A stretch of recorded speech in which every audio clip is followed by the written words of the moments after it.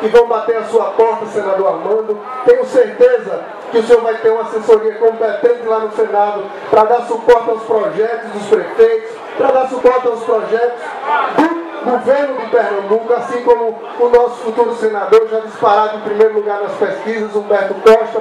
Mas a gente precisa da militância de todos. Precisa fazer a primeira mulher presidente desse país.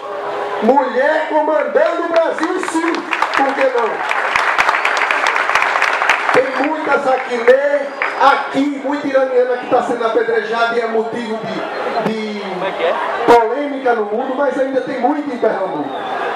E a gente precisa assim baixar a cabeça e ser governado pela primeira mulher presidente desse país, em reconhecimento a tudo que o presidente Lula fez pelo Nordeste, por Pernambuco, e que a gente não pode parar. A gente não pode parar essa locomotiva. A locomotiva de Pernambuco está em grandes mãos e a gente precisa continuar acompanhando esse progresso, indo junto com o senhor, que é o comandante do processo de desenvolvimento de Pernambuco.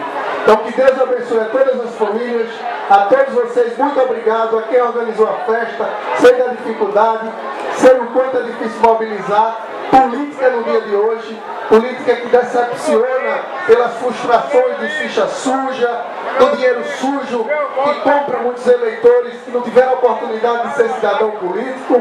E só com vocês, ficha limpa, é que a gente que é ficha limpa pode se consolidar, ir para a rua, no dia a dia, na batalha das bandeiras de desenvolvimento e de igualdade para Pernambuco. Muito obrigado, que Deus acompanhe a todos e vamos à luta.